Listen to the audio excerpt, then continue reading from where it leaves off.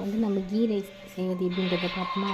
First Dalda ஒரு வானத்தில் வந்து நம்ம டால்டா ஊற்றிக்கலாம். ஒரு பேனில் கிராம்பு ஸ்டார்னு சொல்லுவாங்க, அது பட்டை, அப்புறம் பார்த்திங்கன்னா இந்த பிரியாணி இலை, அப்புறமா பார்த்திங்கன்னா நம்ம வந்து இஞ்சி வந்து தோலை வந்து சீவி எடுத்து நசுக்கிக்கலாம். பூண்டையும் அந்த மாதிரி பூண்டு வந்து தோலோடு நசுக்கி எடுத்துக்கலாம். இப்போ வந்து லைட்டாக புதினாவும் கொத்தமல்லியும் எடுத்துருக்கோம். ஒரு பாத்திரத்தில் வந்து நம்ம வந்து டால்டா வச்சோன்னே அது உருகிடுச்சு. லைட்டாக எண்ணெய் ஊற்றி இப்போது வச்சுருக்கிற பட்டை, இப்போ வந்து கிராம்பு, இலை வச்சுருக்கேன், பிரியாணி இலை, ஸ்டார்லாம் போட்டுக்கலாம். இப்போ பார்த்தீங்கன்னா ஃபஸ்ட்டு இஞ்சி பூண்டு நம்ம எடுத்து ஆட் பண்ணிக்கலாம்.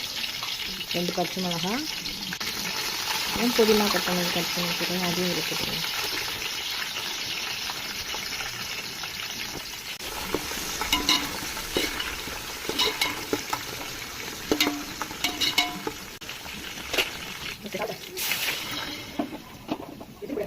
வச்சுட்டு நம்ம தண்ணி எடுத்துக்கணும். இப்போ ஒரு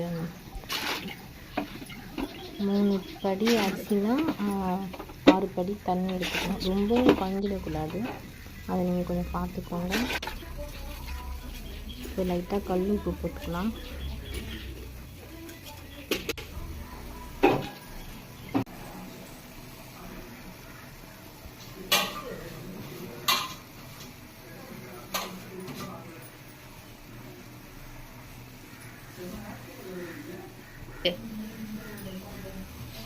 இது கொஞ்சம் மூடி வச்சிடலாம் நம்ம ஒரு 3 மினிட்ஸ்க்கு. பார்த்திங்கன்னா நல்லா கொதிக்குது. இந்த டைமில் வந்து நம்ம அரிசி வந்து வச்சுருக்கோம் இல்லையா, வாஷ் பண்ணி அதை வந்து இதில் ஆட் பண்ணிக்கலாம்.